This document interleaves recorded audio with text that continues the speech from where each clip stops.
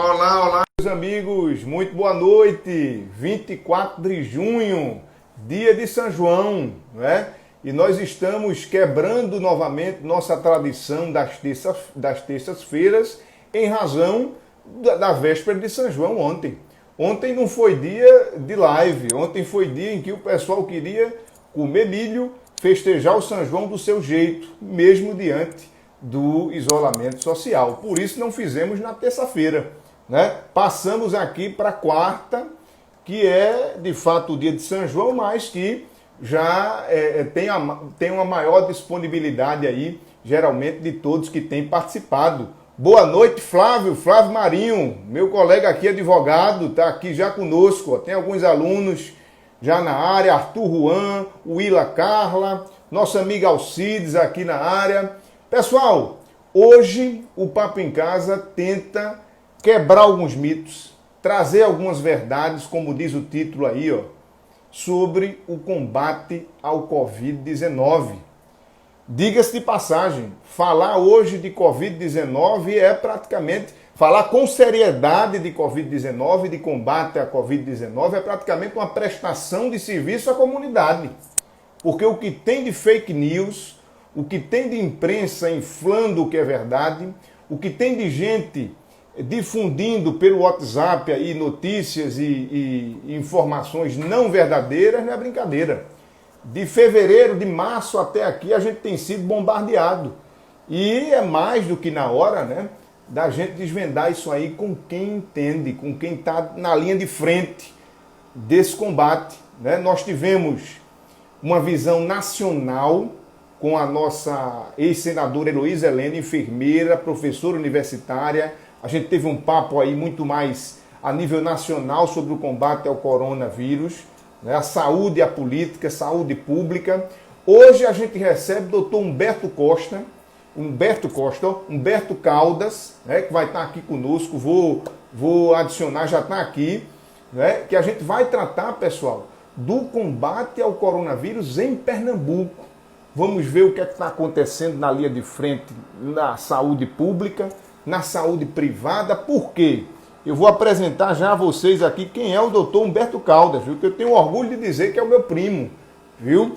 Doutor Humberto, ele é clínico geral e cardiologista, tá bom? Ele é plantonista do SAMU, portanto, ele está atuando naquele atendimento pré-hospitalar e domiciliar.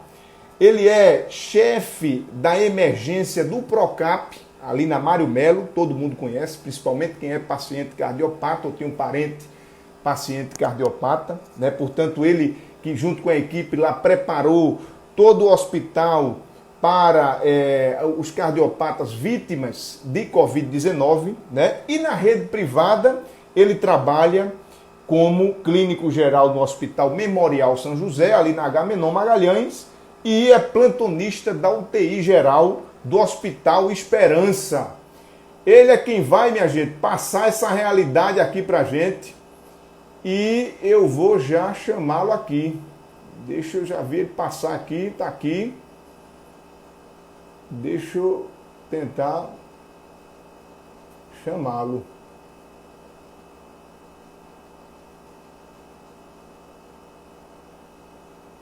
Estou me atrapalhando aqui mas deixa eu ver se eu consigo. Ainda não. Agora vai. Vamos ver se consegue aqui dividir a câmera. Doutor Humberto, boa noite. Cheguei. Boa noite. Rapaz, prazer grande aí, viu? Eu antes fiz uma introdução aqui para a gente se situar mais ou menos na situação, né? O pessoal que chegou aqui já agora às 8 da noite. E queria lhe agradecer pela disponibilidade, né? De no meio de uma pandemia estar aqui com a gente debatendo sobre isso. Eu vinha dizendo, Beto, que falamos um pouco a nível nacional sobre saúde e o combate à Covid com a ex-senadora Heloísa Helena, que é enfermeira, que está na linha de frente lá em Alagoas, mas que tem uma visão geral também. E que o grande tema hoje é a gente tentar trazer mais para perto, trazer para Pernambuco, tentar dar uma visualizada em como é que está esse combate na rede pública e na rede privada. E como eu falei agora, você tem experiência nas duas, né? Está aí no dia a dia, está na linha de frente. Eu queria começar não só agradecendo, mas já te perguntando, Beto, como é que anda a realidade no setor público e setor privado, já que tu passas aí a semana entre um e outro, de olho no que está acontecendo? Boa noite. Boa noite, Felipe. Boa noite a todos que estão presentes aqui neste canal. É um prazer imenso estar aqui. Prazer imenso estar aqui. Você sabe que eu lhe admiro muito como profissional, como pessoa, te acho uma pessoa extremamente inteligente e lúcida. Obrigado. É o que a gente está precisando hoje em dia. A gente está precisando de um pouco de lucidez, né? As pessoas hoje em dia estão cada vez mais, não sei, acho que estressadas, revoltadas, né? Cheias de ódio no coração. Enfim, a gente precisa ter um pouco mais de serenidade e sensatez nesse momento. Bom, Felipe, vamos falar um pouco como é que está a situação da Covid-19 aqui no nosso estado, no estado de Pernambuco. Exato, tá? exato. Lembrando que, a nível de Brasil, realmente a gente tem a gente está numa realidade até um pouco diferente, pelo Brasil se tratar de um país de dimensões continentais, né? Então, existem as regiões, as micro-regiões, que oscilam muito o momento, né, da Covid-19. Aqui em Pernambuco, aparentemente, tá? Aparentemente, a gente atingiu o platô da epidemia. Certo, certo. Lógico, já está descendo da curva. A gente aparentemente está descendo a curva. Lembrando que sempre que eu falar em relação à curva, em relação a pico, em relação a platô, é uma coisa que a gente fala, mas sem tanta convicção ainda, Sim. Até porque é uma doença que a gente ainda está procurando entender qual é o mecanismo dela em relação à infectividade, em relação à prevalência, essas coisas, tá? Mas qual a impressão de nós profissionais que estamos na linha de frente, tá? De combate, tanto a nível de SUS quanto a nível de setor privado, tá? A nível de SUS, a gente atingiu níveis alarmantes, né? No final de maio, perto do final do mês de maio, tá? A gente chegou a ter, esses dados estão lá no site da Central de Leitos do Estado, tudo. A gente chegou a ter 300 pessoas em lista de espera para leito de UTI aqui no Estado, tá? 300 pessoas, mais de um dia a gente teve mais de 200, 300 pessoas aguardando vaga de UTI. E a gente sabe que o acesso à vaga de UTI, a leito de UTI, é fundamental em relação à mortalidade da doença. Tá? A ciência já mostrou, os estudos científicos já mostraram que os países que os pacientes tinham mais acesso aos leitos de UTI, com mais facilidade, com menos dificuldade, tinham uma menor mortalidade. Isso aí já está provado. Tá? Então, no momento em que a gente atinge, aparentemente, o pico aqui no estado, em que a gente chegou a ter uma lista imensa de pacientes aguardando o leito de UTI, a gente teve também, obviamente, um nível de mortalidade bem aumentado. Tá?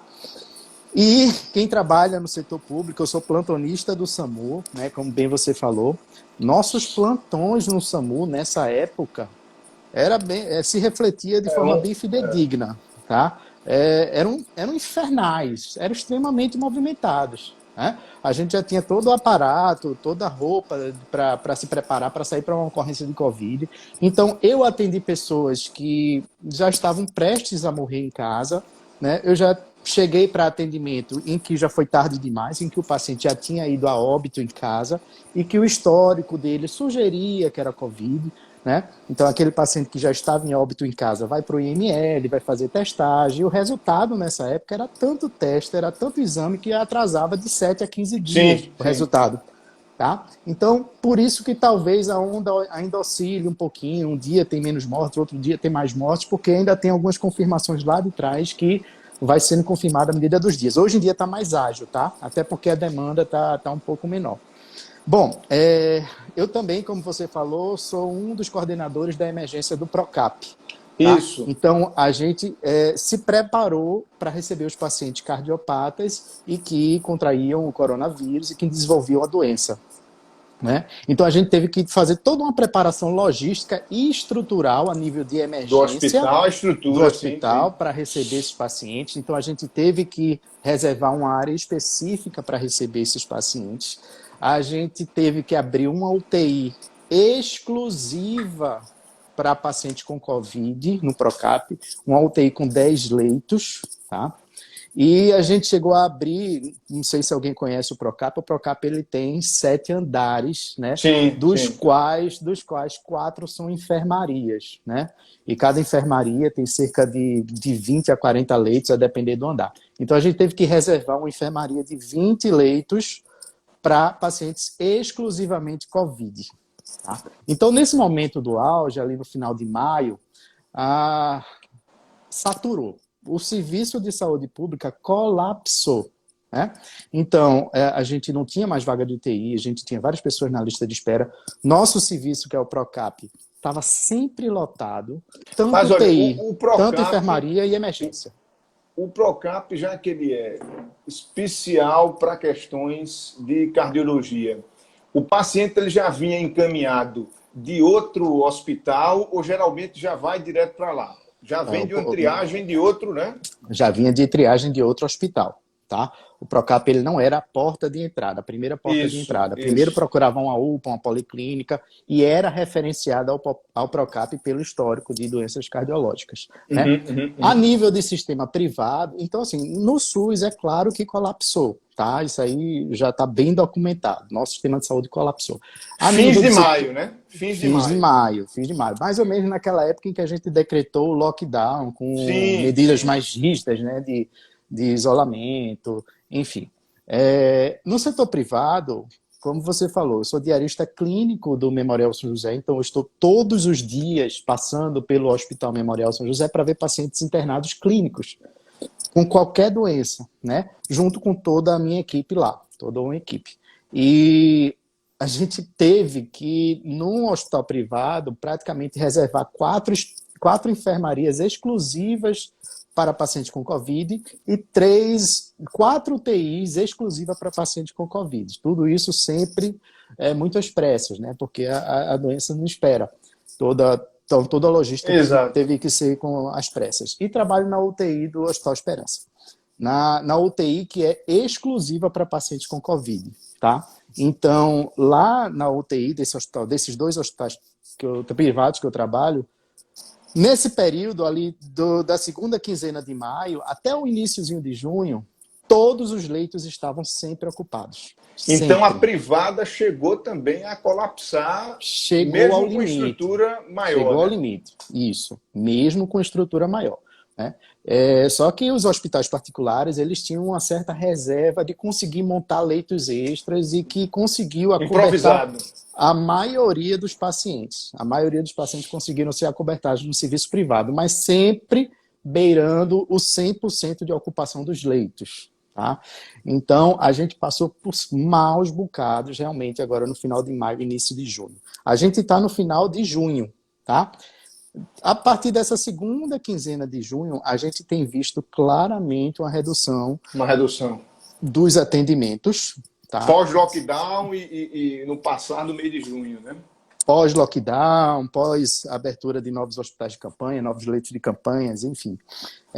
Meus plantões no SAMU estão claramente mais tranquilos, né, com menos atendimentos.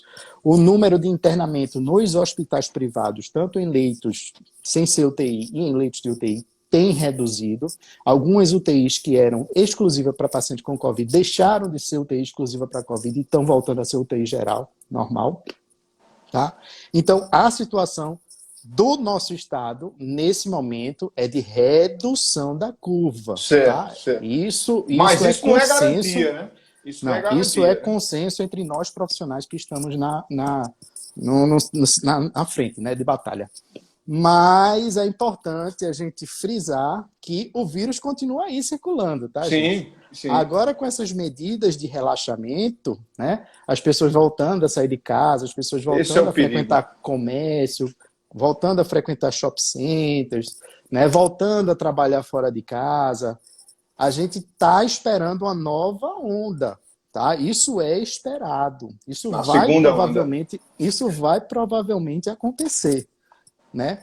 Porque o vírus não morreu, o vírus não se extinguiu, o vírus não deixou de circular, ele está aí, né? A gente vai continuar transmitindo. Então é importantíssimo, tá? Importantíssimo a gente manter os cuidados.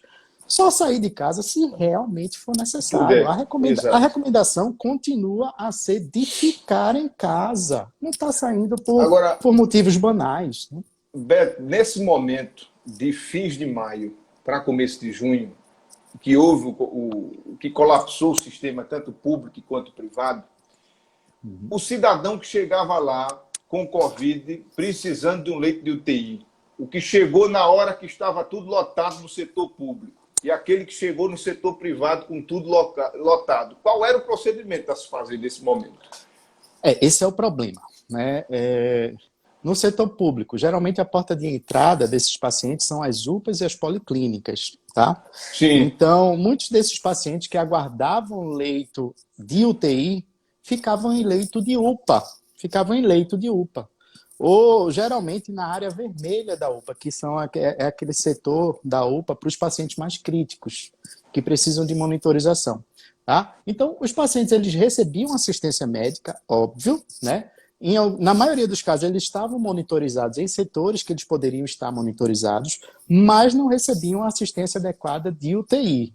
Então, teve muita gente que morreu em UPA. No serviço que eu trabalho, que é o PROCAP, os pacientes que estavam aguardando vaga de UTI ficavam na emergência, né? Então, a gente tinha que prestar os cuidados na emergência, o que não é adequado. E que isso faz aumentar a mortalidade. Isso é como eu falei, a ciência já provou, tá? Países que têm dificuldade em que os pacientes têm dificuldade de acesso à UTI, os pacientes morrem mais. Tá? Então, eles ficavam no serviço de saúde onde eles deram entrada, recebendo assistência não adequada, né? E alguns pacientes, isso eu posso afirmar porque eu vivenciei muito isso, alguns pacientes ficavam em casa e iam a óbito em casa. Em casa. Eu já peguei em casa. Eu cheguei a pegar paciente que estava nas últimas, que eu tive que entubar o paciente dentro da ambulância do SAMU, né, com baixa oxigenação, e depois uma verdadeira peregrinação para achar algum lugar para deixar ele. Nós do SAMU, nós médicos do SAMU, nós sofremos um pouquinho até para achar UPA, né, que pudesse receber aquele paciente. Um espaço para ele, né? Eu já tive paciente com Covid que eu peguei em Olinda, fui na UPA de Olinda, no SPA de Olinda, no Tricentenário, todos os hospitais públicos de Olinda não tinham condições de receber porque estavam superlotados. Eu liguei para a central de leitos, eu estou com um paciente com Covid grave, precisando de leito de UTI, e aqui em Olinda não tem. Ele me disse, a central me disse, olha, Recife também não tem, Olinda não tem, o único lugar, o único leito que eu vou ter disponível para você é na UPA de São Lourenço da Mata. Então lá vou eu, de Olinda para São Lourenço da Mata, e peguei o último leito, a última fonte de oxigênio para essa paciente lá. A gente sofreu maus bocados. Realmente, a gente teve um aumento de mortalidade por causa desse colapso do nosso sistema de saúde. É essa realidade que não passa na televisão e que a gente precisa aí nortear e deixar claro para o pessoal, né? Então, isso aí foi fins de maio, começo de junho. Mas, veja, o que mais tem impressionado que eu tenho visto é a falta de padrão, Beto, e de acometimento mesmo, de pacientes, né? As variáveis entre os pacientes. Você vê idosos de 90 e tantos anos que conseguiram sair, que venceram a doença, né? Muitos que nem chegaram a ser, foram para a UTI, né? Nem ser entubados, etc. e tal. E jovens de 20 e poucos anos que sofreram e acabaram indo a óbito, né? Essa variável, ela se deve a quê? Não há nenhuma... Não dá para você ter um padrão, né? Isso, a ciência ainda não apresentou isso para a gente, né? Não, o que a gente tem são estatísticas, né? A gente trabalha com probabilidades, né? A probabilidade de um idoso ou de pacientes portadores de doenças crônicas, como hipertensão, diabetes e outras cardiopatias, asma, eles têm uma probabilidade maior de desenvolver formas graves da doença, né? Eles têm os organismos são mais suscetíveis, né, a desenvolver formas graves e têm menos reservas também. E os pacientes jovens, sem doenças, sem comorbidades, a probabilidade é que eles desenvolvam apenas a doença leve, tá? Leve. Sem manifestar nenhum sinal de gravidade a mais. Agora, como eu estou falando, isso é questão de probabilidade baseada em dados estatísticos, tá? Uhum. Lógico que não impede de um paciente jovem desenvolver a forma grave, e a gente teve um bocado, eu tive amigos médicos que desenvolveram formas graves, tá? Que alguns, inclusive, foram a óbito, né? Pacientes que não tinham outros problemas de saúde prévio, e nada impede. E a gente teve paciente de mais de 100 anos que se recuperou Pois também. é. Então, tudo pode acontecer, tá? Tudo pode acontecer. Eu já vi, por exemplo, gente falar: eu prefiro pegar logo, eu sou jovem, tal, não sei o que, é melhor pegar logo que eu já adquiro imunidade, né? Gente, não é assim, tá certo? Você não sabe como a doença vai se desenvolver em você. Qualquer pessoa pode desenvolver a forma Pode grave. desenvolver. Tá certo? Então não se garanta nisso, só porque você é jovem, é saudável e não queira pegar logo, né? Teve gente que disse: eu quero pegar logo para me livrar logo. Calma que não é bem assim. A gente vai falar de imunidade mais à frente. Vai, sim, é isso. Eu até anotei aqui sobre imunidade, mas eu vou aproveitar a pergunta da Olga Lira, que está aqui com a gente. Ela fala das crianças, do retorno à escola e tal. As crianças a gente não tem visto desenvolverem a doença tal como os jovens e os adultos, né? Uhum. E os idosos. Isso tem alguma explicação, Beto? Como é que tem sido o tratamento pediátrico aí nessa situação? Olha, veja só. Olga, ela é professora, tá? Ela é professora de escola, trabalha muito com crianças, né? Trabalhou muito como criança a vida toda. E é importantíssimo essa preocupação dela e é importante a gente falar sobre isso, Está né? prestigiando a gente aqui. Um abraço para a Olga. Isso. Realmente, as crianças não costumam desenvolver formas graves, tá? É muito raro, muito raro. Geralmente, as que desenvolvem formas graves, a que evoluem para óbito, a gente teve alguns casos aqui em Pernambuco, mas eram crianças desnutridas, desidratadas, portadoras de algumas doenças, como asma, enfim. Geralmente, as doenças, essa doença nas crianças, elas se manifestam, muitas vezes passam despercebida, tá? Se manifestam de forma leve, ou com sintomas, ou assintomática. Mas é importante a gente enfatizar, gente, por favor, quem ainda acredita que assintomáticos ou pacientes com um quadro leve da doença não transmite, esqueça essa ideia, por favor, tá? Pessoas assintomáticas transmitem sim. Também. Pessoas com quadros leves transmitem sim, tá certo? E a história já mostrou pra gente, em diversos outros surtos epidêmicos, que a escola e as crianças podem ser uma das principais fontes de transmissão das doenças, tá? Criança, muitas vezes, como eu falei, tem a doença, mas passa imperceptível. Às vezes o pai acha que é uma alergia, é uma rinite, tá lá espirrando, tá lá corizando, né? Criança não tem o mesmo discernimento de adulto, de tomar certos cuidados, né? Eles não se adaptam bem à máscara, geralmente elas tiram na hora de espirrar, de tossir. A gente, às vezes, até a gente adulto, às vezes, esquece. Imagina a É, criança, lembrar de botar o braço na frente, a mão, de estar sempre lavando as mãos, né? Quem tem criança em colégio sabe como criança leva tudo à boca, né? Criança tem contato uma com a outra sem tantas limitações, né? E colégio tinha que ser, muita gente reclamou, mas tinha que ser realmente parado. Foi parar. uma das primeiras coisas que a gente tinha que parar era a escola, né? Porque aquilo poderia ser uma das principais fontes de disseminação da doença e pode voltar a ser, tá? Então, crianças, elas são grandes, realmente, transmissoras da doença, pode ser fontes transmissoras importantes dessa doença. Então, é importante manter as crianças em casa e cuidado com elas. Ensinar sempre a questão de higiene, tá? Questão de higiene das mãos, de lavar as mãos, de contato pessoal com outras crianças, de como espirrar, de como tossir, e ficar atento também a sintomas leves, né? Que muitas vezes pode passar como outros problemas menos graves, né? Então a gente poderia, pelo menos aparentemente, dizer que as crianças elas são transmissoras, né?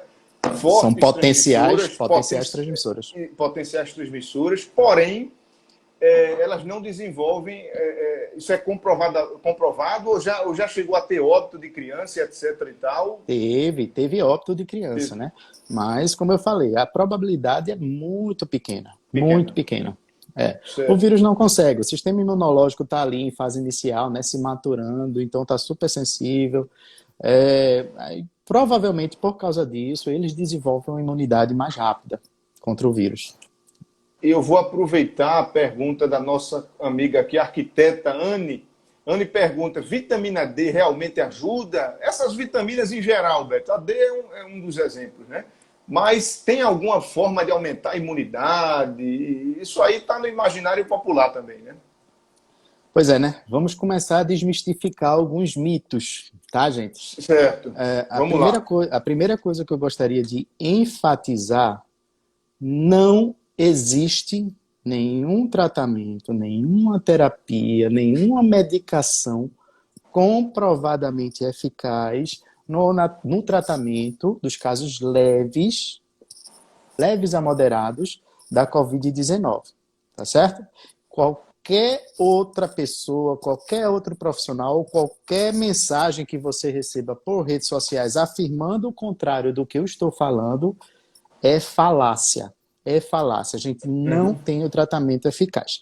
Os tratamentos eficazes que a gente tem até o momento, né, que foram comprovadamente eficazes nos estudos científicos, a gente tem aí dexametasona, alguns antivirais, que até nem tem no Brasil, que mostraram eficácias em pacientes com quadros graves da doença, em pacientes hospitalizados, que precisam de assistência ventilatória mecânica, que precisam de respirador. A gente já tem alguns tratamentos eficazes nesses pacientes, anticoagulação, tudo.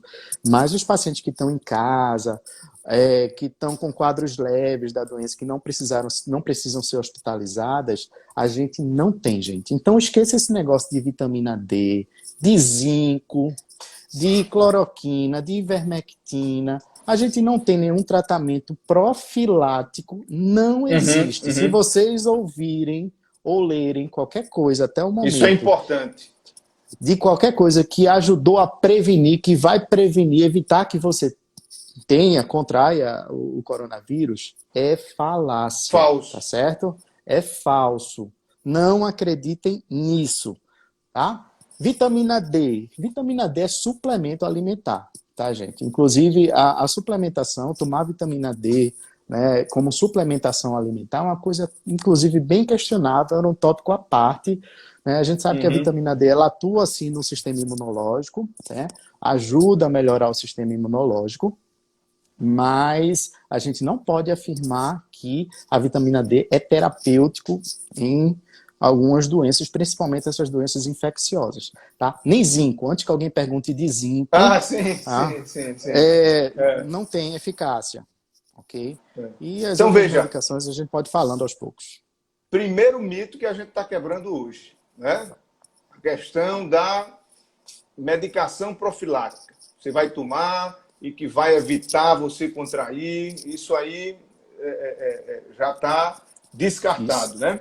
Mas Não, no gente, não tratamento, existe. essa ideia de você tomar, por exemplo, ivermectina, falar da cloroquina, também não há comprovação nenhuma, né? Vai depender de paciente, de tratamento, de estado de gravidade, etc e tal, né? Isso. Só pegando um adendo aqui na pergunta de Anne, mal não faz, né? Não, mal não faz, né? Assim, Mas, sim, depende. claro. Veja só, isso é um pouco relativo, né? Porque existem, inclusive, médicos prescrevendo doses absurdas de vitamina D, tá? Qualquer substância, mesmo uma simples vitamina, em excesso, ela pode se tornar tóxica, sim. Tá certo? Então, a Sim. suplementação de vitamina D tem suas indicações específicas, tá? São aquelas pessoas que você faz exames, check-ups laboratoriais e que determinam níveis baixos de vitamina D, ou que já tem outros problemas de saúde que podem estar relacionados à baixa da vitamina D, como osteoporose, osteopenia, enfim, tem suas indicações específicas, tá? Mal não faz na maioria das vezes. Na maioria das vezes.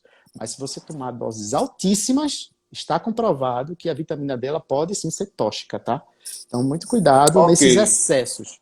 Voltando para ivermectina. Né? Ivermectina, vamos lá. A Gente, veja questão só. do é o antivérmico, né? É o remédio. Pois é, a ivermectina é um antihelmíntico, né? É um remédio Uhum. usado para tratar parasitas, parasitosas Sim. principalmente. A ivermectina ela é comprovadamente eficaz no tratamento de piolho, tratamento de sarna, tratamento de lombriga, tratamento de outros vermes, principalmente vermes intestinais e da pele, tá certo? Isso é comprovado. Ela tem uma ação também no combate a algumas doenças infecciosas, mas nunca foi usada de forma terapêutica porque a eficácia sempre era questionável, né? O que é que se acredita? Se acredita que a ivermectina ela atrapalha o vírus. Ela atrapalha o Ah, vírus a entrar certo. na célula, ela entrar na célula, né? E começar a se replicar dentro do organismo da pessoa. Né? Uhum. Essa foi a teoria inicial. O primeiro estudo que saiu com ivermectina foi um estudo australiano, em abril, no início de abril de 2020, né? Em que eles avaliaram a nível de laboratório. No laboratório, eles pegaram uma célula humana, contaminaram ela com o coronavírus e depois adicionaram também ali no tubo de ensaio a ivermectina. Então a ivermectina impediu a aderência do coronavírus ao núcleo dessa célula e dificultou a replicação desse vírus. Tá? É o que a gente chama de resultado in vitro. E In foi um vitro. boom. In vitro, e foi um boom. Né? Todo mundo achou, gente, ninguém parou para olhar a eficácia desse estudo. A eficácia desse estudo, né? Aliás, a eficácia da ivermectina nesse estudo, a eficácia da ivermectina nesse estudo foi cerca de 93%. Né? Ela ajudou em cerca de 93% a dificultar a Dificultar o. replicação viral. Né? A gente está falando de uma doença que tem 2% de mortalidade. Então, muitas vezes, na maioria das vezes, o remédio nada, ou seja, você tomar nada, consegue ser mais eficaz do que a própria ivermectina. Tá certo? Tá Uhum, certo? uhum. Bom, depois saiu um novo estudo americano, né, da Flórida, que mostrou que a ivermectina pode ajudar em alguns pacientes internados. Foi um estudo Ah, certo.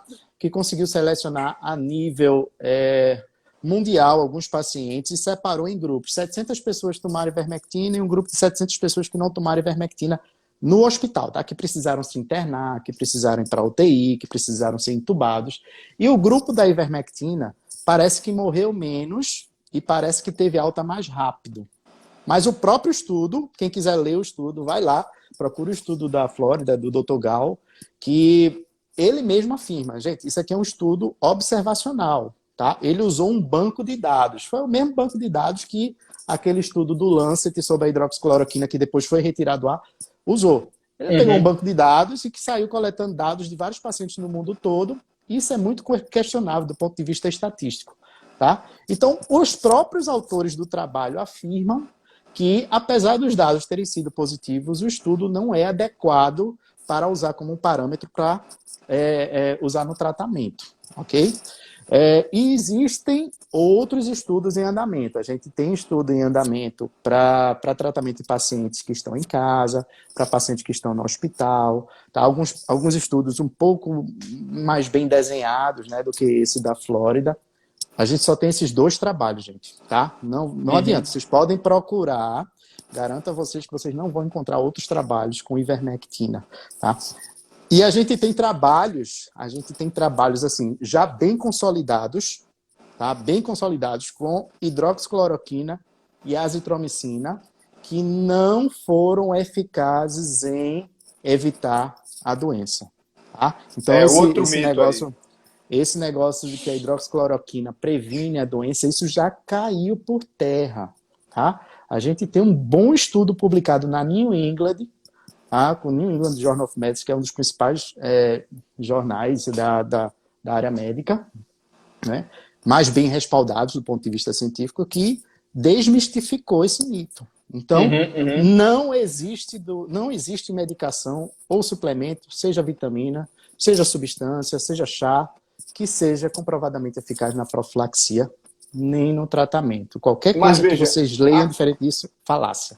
mas a cloroquina associada à azitromicina com o paciente já no estado grave em UTI é utilizada de fato? Alguns médicos têm prescrevido, né?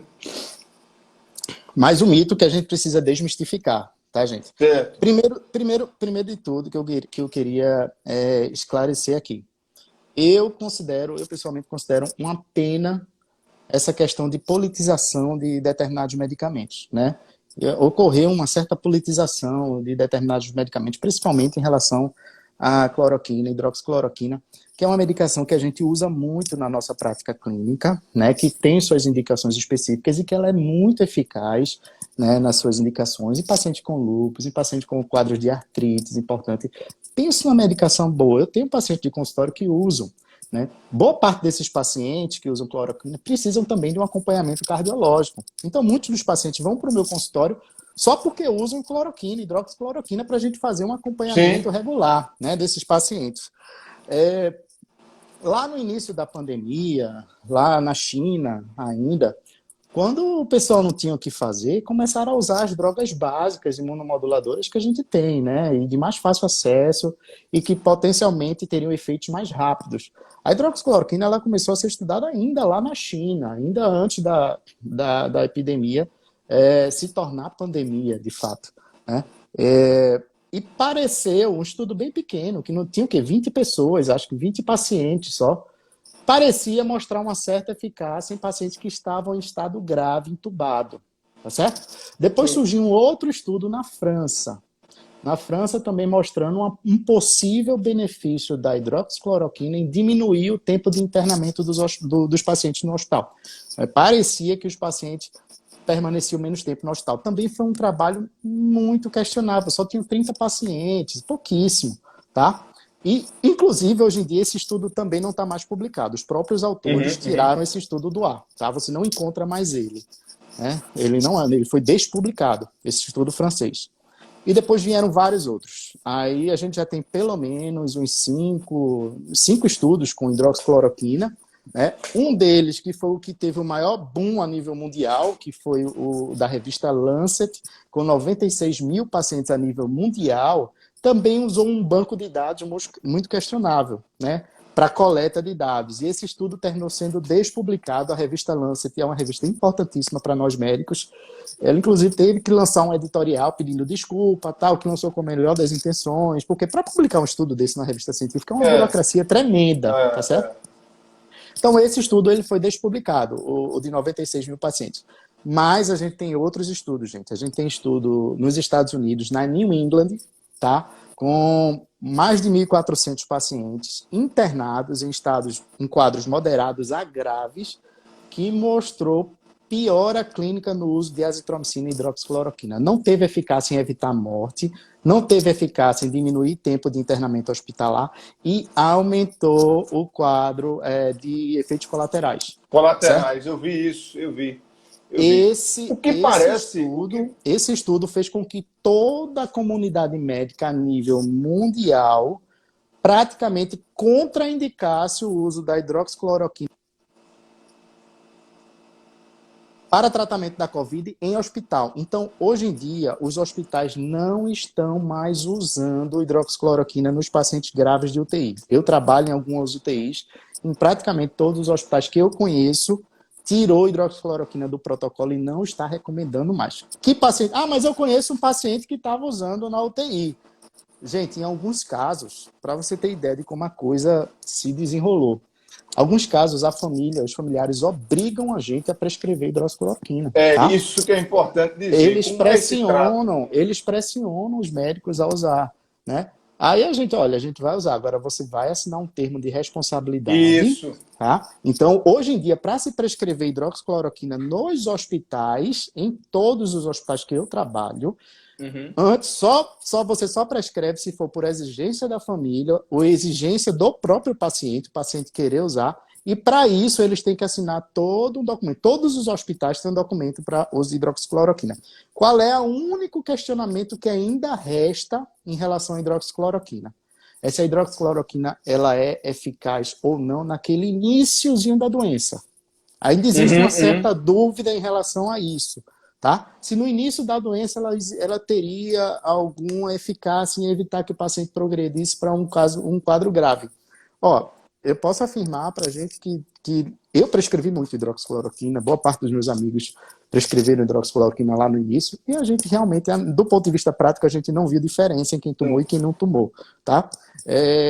Tem um estudo em inglês, também com poucos pacientes, que não mostrou eficácia, e a gente tem um outro estudo americano mostrando que tomar hidroxicloroquina para profilaxia, para prevenir a doença, foi totalmente ineficaz. Então, caiu por terra. A única dúvida que existe da hidroxicloroquina e que pode mudar, provavelmente daqui para frente, é no início do tratamento.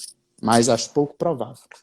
O que parece é que essa questão da cloroquina ela ficou politizada no Brasil especificamente, porque lá fora, se você for para os jornais aí, é uma questão ultrapassada. Desde março, abril mais ou menos, isso já é uma discussão, uma discussão já ultrapassada. E a gente ficou emperrado aqui discutindo isso até poucos dias atrás. Agora parece que melhorou um bocado, né? Que caiu, porque praticamente não tem nenhuma evidência que ajude a defender. Não tem. Tem algumas opiniões de especialistas, alguns especialistas que ainda defenderam e que ainda defendem, mas não tem respaldo científico. Não tem. Sim. É uma pena que tenham politizado.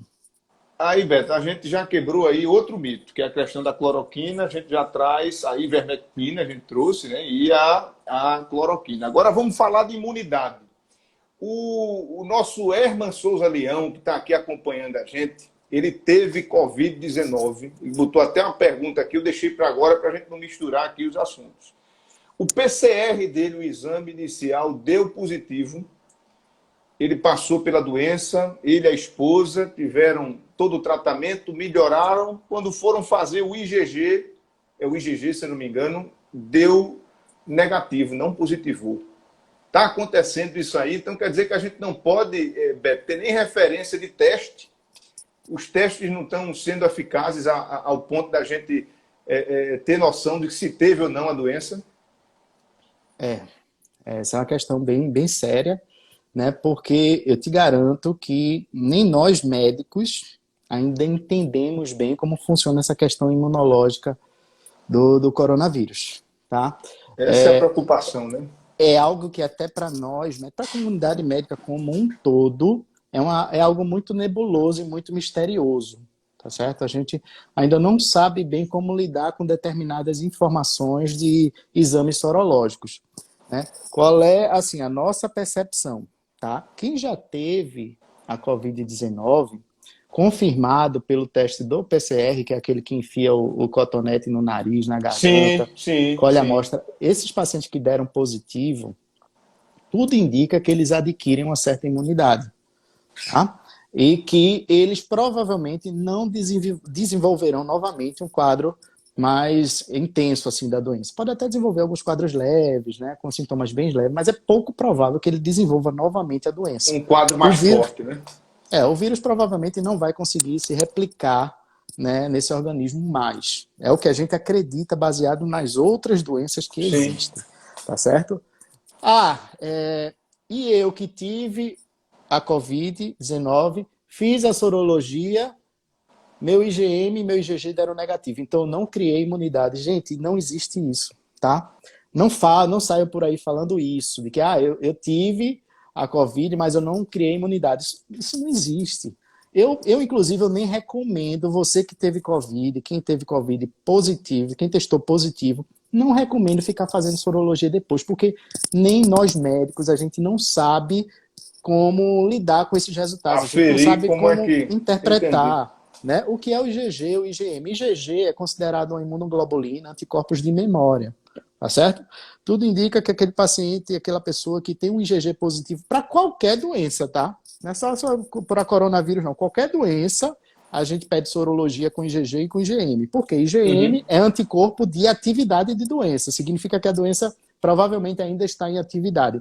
E o IgG é anticorpo de memória. Significa que aquele paciente já teve contato com aquela doença. Provavelmente no passado, mais distante, que tem uma memória imunológica e provavelmente tem imunidade contra aquela doença. Mas um IgG negativo não significa que você não criou imunidade, tá certo? Não significa. E um IgG positivo, a gente também ainda não pode garantir que aquela pessoa está imune. Alguém comentou aí, realmente, esses anticorpos eles são temporários. A gente ainda não sabe, a gente precisa de um pouco mais de tempo para entender melhor esse mecanismo imunológico, tá? Porque realmente a gente teve casos de paciente que após Covid teve IgG positivo, mas depois de 2, 3 meses fizeram o exame de novo e aquele IgG positivo Isso é sumiu. que Sumiu, acontece, tá, gente? Mas isso pode acontecer não é só em relação ao coronavírus, não, é em relação a qualquer outra doença, tá? sim. E isso não necessariamente significa que a pessoa não criou imunidade, tá? O que é que a gente tem de verdade até agora? Só sei que nada sei. A verdade é essa, né? Porque a gente acredita, do ponto de vista médico, pelo que a gente entende de biologia, de imunidade, essas coisas, a gente acredita que o paciente não vai desenvolver mais o vírus. Independente de ter IgG positivo, IgM negativo, a pessoa memória imunológica, porque isso acontece com outras doenças também.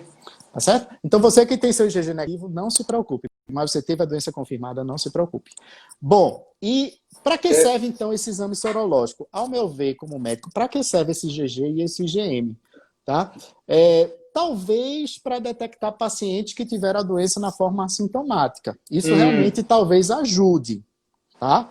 Se a pessoa talvez tenha tido a doença ou tenha tido um quadro bem leve, será que eu tive? Eu passei uma época com a diarreazinha, com a coriza, tive uma tossezinha, mas não, de um instante passou, não tive febre nem nada. Eu vou fazer o teste sorológico. Aí faz o teste sorológico e deu um IgG positivo. Tudo indica. É uma informação a mais que provavelmente vai indicar que você teve a doença, sim, na forma assintomática. Tá? Mas os estudos já mostram que essa sensibilidade do IgG positivo, né, para pacientes assintomáticos, ela é baixa. Ou seja, tem pacientes que podem sim ter tido a Covid, passou pela forma assintomática ou a forma leve, a forma imperceptível, e não ter esse IgG positivo depois. Pode acontecer. Caso venha o IgG positivo, a probabilidade dele ter tido é alta, tá? Mas a sensibilidade desse exame é baixa. Então, gente, não se apeguem a essa questão da imunidade, essa questão da sorologia, tá certo? Não se apeguem a isso. Então mantém os mesmos cuidados de quem não tá, de quem não teve, Isso. Mantém os mesmos cuidados. Eu acho que o maior problema, Beto, aí, a gente tem incerteza quanto ao protocolo de atendimento, né? Não se tem também uma medicação certa, não se sabe a característica do paciente que pode pegar e que pode ter uma gravidade maior ou menor, quanto um idoso de 90 anos pode se recuperar, quanto um jovem, um adolescente pode ir a óbito. Nós não temos também certeza agora sobre a imunidade. Espera um pouquinho para a gente procurar entender. E aí você ainda coloca na sacola a incerteza do tratamento do governo para com a cloroquina, não, a doença, o combate à doença. Né? Porque você teve 3 ministros da saúde no espaço de 3 meses e meio. Né? Não existe testagem em massa, que foi o que deu certo lá na Coreia, que foi o que deu certo no Japão, né? Em alguns outros países aí. Ou seja, a sensação, e aí eu não sou da área da saúde, tenho debatido aqui com algumas pessoas, mas a sensação que se tem é de um barco à deriva. Né? A gente não tem um direcionamento. Né? Veja só, o que é que a gente tem de tratamento? Tá? A gente tem tratamento para as complicações da Covid. A gente não tem tratamento para o coronavírus. Certo? A gente tem alguns tratamentos que já mostraram eficácia. Por quê? A gente sabe, por exemplo, isso aí já está comprovado, que a Covid-19 ela é uma doença trombótica. Então, ela aumenta a chance do paciente começar a fazer tromboses pelo corpo todo, principalmente no pulmão. Né? Então, um dos tratamentos de uma das complicações é anticoagulante. Né? A gente sabe que a Covid-19 pode ser uma doença muito inflamatória. O paciente pode ficar muito inflamado. Então, para alguns quadros que fazem um quadro de pneumonia, que é uma inflamação no pulmão muito intensa, o corticoide dexametasona já foi comprovado uma eficácia boa. Certo? Mas ali a gente não está tratando o vírus, a gente está tratando uma complicação. O anticoagulante, a gente não está tratando o vírus, a gente está tratando uma complicação. Tá? Então, algumas complicações da Covid a gente tem começado a tratar de forma eficaz, sim. Mas o coronavírus Não, ao vírus não. Lembrar que é azitromicina. Por que se usa azitromicina? Porque, gente, Antibiótico. a azitromicina é um antibiótico, tá? Ele é um antibiótico que combate bactérias, tá? Que mata algumas bactérias. Não tem nenhuma eficácia antiviral. A azitromicina a gente prescreve para aqueles pacientes que provavelmente estão fazendo infecções secundárias. A Covid-19 deixou o paciente muito debilitado e deixou o paciente suscetível a adquirir outras bactérias que podem começar a provocar pneumonia. Então, a azitromicina vai ajudar a diminuir e a tratar essas infecções secundárias, tá certo? Por isso que a gente prescreve. Quem está internado provavelmente vai estar tomando azitromicina, pelo menos durante um período de 7 dias, e ajuda no tratamento dessas infecções secundárias, que também é mais uma complicação da Covid. Uhum. Isso que a Cardim está dizendo aqui, ó, é verdade. O tratamento existente é para as consequências. É isso que a gente sabe até agora, né? Você tem como cuidar das consequências, não tem como eliminar a doença algumas ainda. delas, né? Algumas delas, nem todas. Algumas consequências, exatamente. A gente tem pouco tempo aí, Beto, mas tem 2 pontos que eu queria tratar ainda. Um é sobre a gravidez. A grávida hoje que pegar, isso é importante porque ninguém está comentando e a gente tem que colocar em pauta. A grávida hoje que contraiu o vírus, tem algum perigo para o filho? Que, se bem que tem aí alguns casos de fetos natimortos, né? Que já nasceram mortos, né? E aproveitando... Sim, diga lá. Pode dizer. Aproveitando o gancho da gravidez, né? Alguém perguntou, eu tomo anticoncepcional, eu devo parar o anticoncepcional? Olha, só se você tiver a doença, tá? Se você tiver a doença ou suspeita que está com a doença, né? Tá com um quadro gripal, um quadro de resfriado, aí sim, a gente recomenda suspender o anticoncepcional. Mas se você está completamente assintomático, não, tá? Precisa suspender o anticoncepcional, não. Isso é importante. Grávidas são fatores de risco, tá, gente? A gente tem visto uma mortalidade relativamente alta em grávidas. Isso é tá? importante. Então, muito cuidado. Quem tiver grávida, quem conhecer gestantes, realmente essas pessoas têm que ter um cuidado a mais, tá certo? Porque a gente tem visto bastante forma grave, independente da idade, tá certo? Eu já perdi colegas da área médica, gestantes, que não tinham nenhum problema de saúde, nenhum. Inclusive fazia check-up comigo, anual, uma colega de trabalho minha. Ia lá no consultório, todo ano fazia, sempre bem de saúde. Na gravidez, no finalzinho da gravidez, contraiu. Eu estou com uma paciente agora no Memorial São José, também gestante, a gente teve que fazer cesárea de urgência. Gestantes, grávidas, cuidados, tá? Cuidado, tá? Intensifica aí os cuidados, porque sim, você tem uma maior chance de desenvolver formas graves. Provavelmente pelo seu organismo, o organismo de uma grávida ele tem um sistema imunológico mais ativo, mais sensível e mais ativo, né? Porque ele tem que realmente proteger 2 pessoas, 2 seres vivos, né? A própria paciente e o feto que ela está gerando. Então, elas tendem a desenvolver quadros inflamatórios mais intensos. Certo. E a gente precisa falar da vacina. Perspectivas da vacina. Como é que anda essa situação? Será que dá para a gente ter alguma esperança no futuro próximo? Olha, é importante falar sobre isso, Felipe, porque eu acredito, tá, como médico, que a gente só vai voltar a ter uma vida perto do normal, ou um pouco parecida com antes da pandemia, a partir da vacinação, quando a gente tiver realmente uma vacinação eficaz em massa, tá certo? Até lá, a gente vai conviver com o vírus no nosso dia a dia, né? Até lá a gente vai ter que continuar tendo os cuidados. Lógico que as coisas vão reabrir. O comércio vai reabrir, as pessoas vão voltar um pouco a sair de casa, mas as recomendações até a gente ter uma vacina vai ser sempre de manter os cuidados.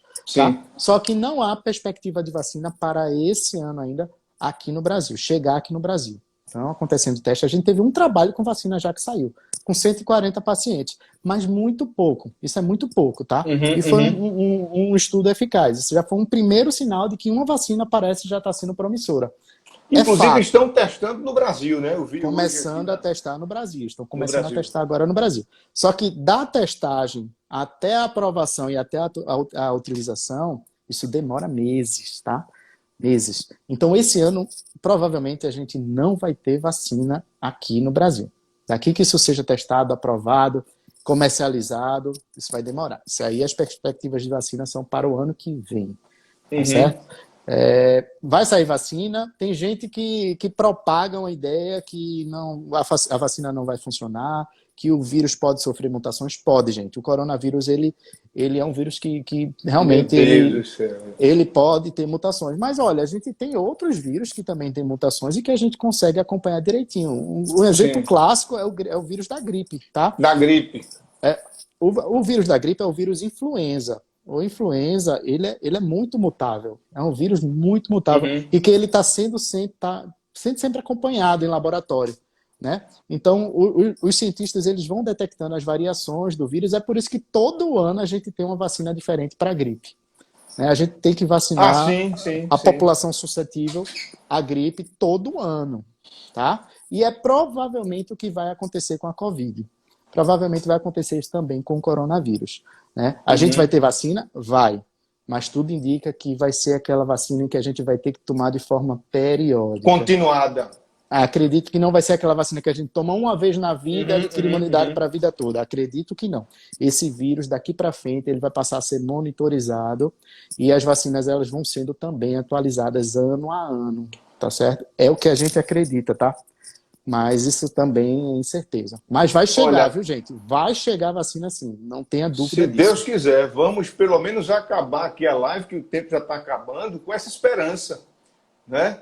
Eu acho que a gente hoje, viu, Beto, a gente prestou serviço à comunidade aqui, como eu vinha dizendo antes. Agradeço novamente sua vinda, né? Eu acho que em meio a esse mundo de fake news e de notícias que não valem a pena propagar, a gente está, de fato, trazendo aí questões pontuais e vivendo o que as pessoas estão colocando aí, né? Muita gente tirou dúvidas aqui, não deu para a gente comentar tudo, porque infelizmente o nosso Instagram agora, ele com 1 hora, ele limita a gente automaticamente, né? Mas eu queria mandar um abraço aqui para muita gente que está aqui prestigiando a gente.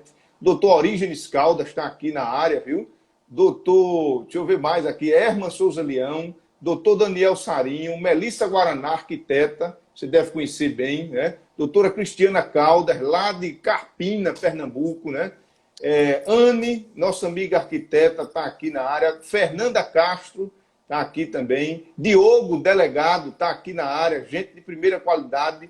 Ana Maria, lá de Timbaúba, nossa amiga, está aqui também. Doutora Ivânia Caldas, da Caixa Econômica, está aqui conosco. Viu? Muita gente aqui. Alexandre Lins Caldas, grande engenheiro aqui da região, né? Só gente de primeira aqui, viu? Cristiane, Márcia Cardim está aqui conosco. Um abraço, participou. Olga Lira também participou. Nilda Soares está aqui também. Olha, tem muita gente na área. Fernando aí, ó. Muita gente. Marina, amiga, tudo bem? Olha, queria agradecer, Beto, deixar você aí com a mensagem final e dizer ao pessoal aqui do Papo em Casa, reiterar que hoje a gente, de fato, prestou serviço à comunidade, que isso aqui vai ficar gravado lá no nosso perfil. A gente está na 16ª edição do Papo em Casa, tem muitas conversas marcadas aí para a gente. Eu estou tentando, inclusive, levar isso para o YouTube também, para ampliar o acesso. Contigo aí, Beto. Brigadão, um grande abraço. Obrigado pela disponibilidade no meio dessa pandemia aí, viu? A mensagem que eu queria deixar, Felipe, é para as pessoas acreditarem na ciência, tá? Por mais que ela seja, vez por outra, questionável, ela é falha, né? Ela não é perfeita, a ciência não é perfeita, mas é até o momento que a gente tem de embasamento para afirmar se determinado ela pode ser confiável ou não, tá? Não propaguem ideias, não propaguem notícias, sem você ter realmente alguma justificativa, alguma argumentação e algum respaldo do ponto de vista científico, tá? Mais uma vez eu afirmo, a gente não tem tratamentos, a gente não tem medicações, não tem vitaminas eficazes, a ciência até o momento não mostrou nada disso, não propaguem essas ideias, porque qualquer um que fale, vocês vão encontrar médicos na internet falando da eficácia da hidroxicloroquina, da ivermectina, mas do ponto de vista da ciência, é tudo falácia, tá? É sensacionalismo barato de muita gente com mais intenções, inclusive. Então, acreditem na ciência, tenham esperança, porque vai chegar sim a vacina, a gente vai sair dessa, tá? Isso. Daqui para o ano que vem a gente vai ter alguma vacina, lógico que a gente vai viver um novo normal daqui para frente, né? Verdade. Acendeu Isso a é importante luz e o dizer. alerta para muitas coisas. Mas em relação a essa pandemia, a gente vai passar disso, eu não tenho a menor dúvida. Não tenho a menor Se dúvida Deus que daqui quiser. a alguns meses a gente já vai começar a ter resultados positivos com vacina. Então, tenho esperança que a gente vai sim sair dessa. Boa. Sejamos realistas e esperançosos, como diz o Ariano Suassuna, né? Um abraço, Beto. Obrigado, viu, pessoal? Um abração. Brigadão. Tudo de bom para todos. Abraço a todos. Valeu.